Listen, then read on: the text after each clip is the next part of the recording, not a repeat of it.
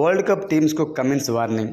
Friends, SRH ఈసారి 20.5 క్రోర్స్ అత్యధికమైన prize అని చెప్పొచ్చు. ఇది 20.5 క్రోర్స్తో సన్ రైజ్ హైదరాబాద్ క్యాప్టెన్ కావాలి అని అంటూ ప్యాట్ కమిన్స్ అయితే బిల్ చేశారనమాట. అప్పుడు కావ్యమారంత అందరూ అయితే నవ్వుకున్నారు, లక్కా సూపర్ ఓనర్స్ వీళ్ళందరూ కూడా. కానీ ప్యాట్ కమిన్స్ అందరినీ సైలెన్స్ చేస్తారు అని అందరూ భావించారు. కానీ కొంతవరకు చరిత్రలో సృష్టించింది, హిస్టరీ రికార్డ్ చేసింది అని చెప్పుకోవచ్చు. కాకపోతే ఫినాలేలో మాత్రం, ఐపీఎల్ ఫినాలేలో మాత్రం కోల్కతా చేతిలో చిత్తుగా ఓడిపోయి చాలా అయితే షేమ్గా అయితే ఫీల్ అవుతున్నారన్నమాట సన్ రైజ్ హైదరాబాద్ ఫ్యాన్స్ అందరూ కూడా. ఎందుకంటే అంత ఘోరంగా ఓడిపోయారు అన్నమాట sun rise Hyderabad.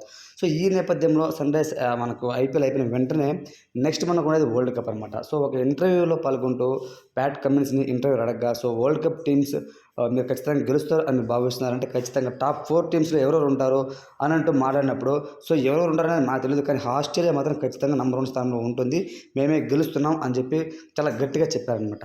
So cut చేస్తే ఏంటంటే యాక్చువల్లీ ఈ ఇయర్ వరల్డ్ కప్ అయితే షాన్ మార్స్ క్యాప్టెన్సీ వహిస్తున్నాడు అనమాట. సో ప్యాట్ కమిన్స్ కాదు. మరి ప్యాట్ కమిన్స్ కాకుండా షాన్ మార్స్ నేతృత్వంలో ఎలా ఆడుతుంది ఆస్ట్రేలియా టీం అనేది వేర్చాలి. సో ఇక మళ్ళీ ఐపీఎల్కి వచ్చేట్లయితే ఐపీఎల్ ఫ్రెండ్స్ స్టార్టింగ్ స్టేజ్లో అయితే సన్ రైజ్ హైదరాబాద్ అదరగొట్టింది అనమాట. సో 6 ఓవర్స్కి 125 రన్స్ కానీ 128 రన్స్ కానివచ్చు. సో దాని తర్వాత 20 ఓవర్స్కి 287 రన్స్ కావచ్చు. 287 రన్స్ అంటే మామూలు విషయం కాదండి. ఇది ఓడి రేంజ్లో ఆడిందనమాట.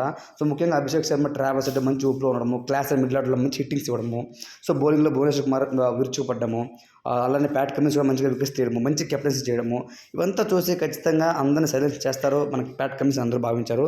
కానీ ఫిన్నర్లో మాత్రం చేతులు ఎత్తేసారని చెప్పుకోవచ్చు. పరాజయం మామూలు పరాజయం కాదని చిత్తుగా ఓడిపోయారనమాట.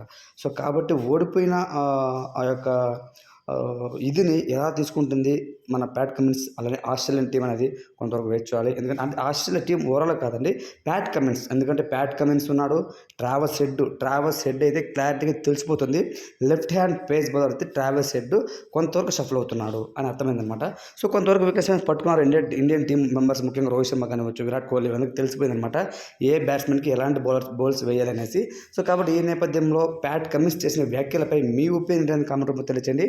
సో ఖచ్చితంగా నా పాయింట్ ప్రకారం అయితే ఈసారి world cup T20 world cup ఖచ్చితంగా ఇండియా కొట్టబోతుందని నాకు అనిపిస్తుంది. మరి మీరేమంటారు కామెంట్ రూపంలో తెలియచేయండి. Thanks for watching.